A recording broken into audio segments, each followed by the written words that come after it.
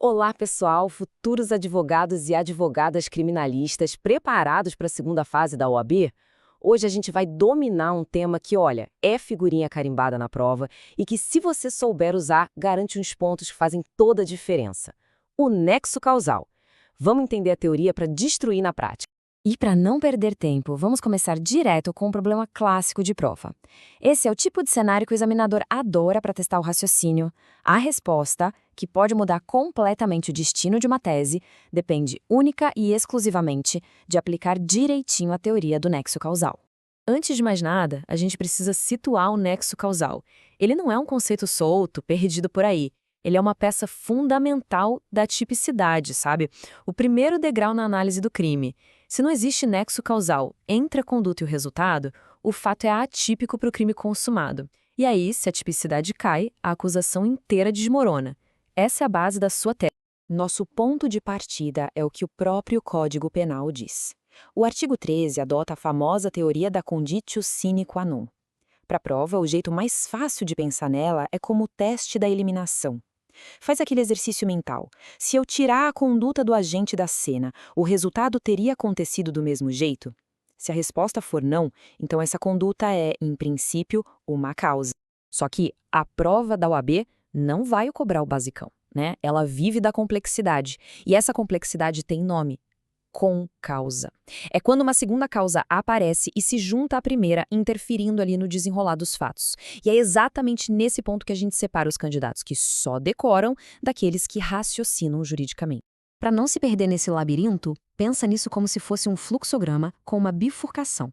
Toda e qualquer concausa vai se encaixar em um desses dois caminhos. O seu primeiro passo para resolver a questão é identificar qual deles seguir. A partir daí, a solução fica muito, mas muito mais clara.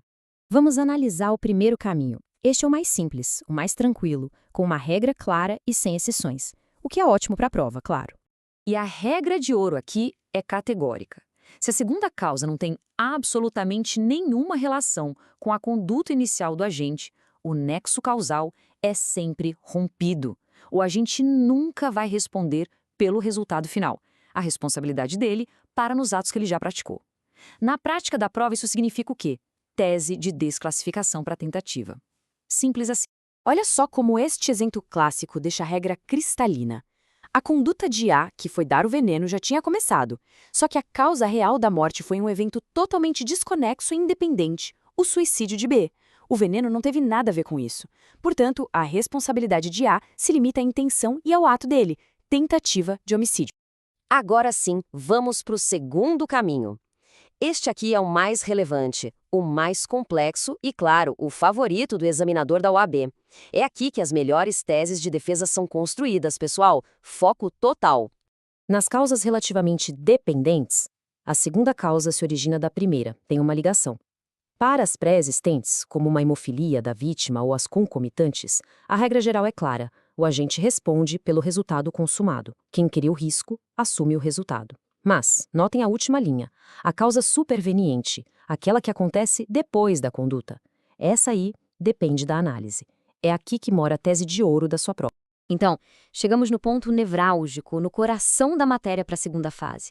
A análise da causa superveniente é o que vai definir se a sua tese vai ser de crime consumado ou tentado. Dominar isso aqui é simplesmente fundamental.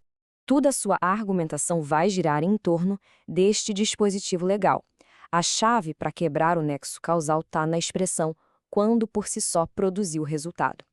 O que raios isso quer dizer? Significa que a causa que veio depois foi tão extraordinária, tão fora da linha de desdobramento normal, que ela começou um novo curso causal. Ela tornou a primeira conduta praticamente irrelevante para a morte. Esse quadro aqui é o seu guia prático para a prova. A pergunta que você tem que se fazer é: o que aconteceu depois foi um desdobramento previsível da conduta inicial? Uma infecção depois de um ferimento grave? Está na linha de previsão. O agente responde pelo resultado. Agora, e se o que aconteceu foi um evento totalmente anormal? Um incêndio no hospital? Se o evento for extraordinário, ele quebra o nexo.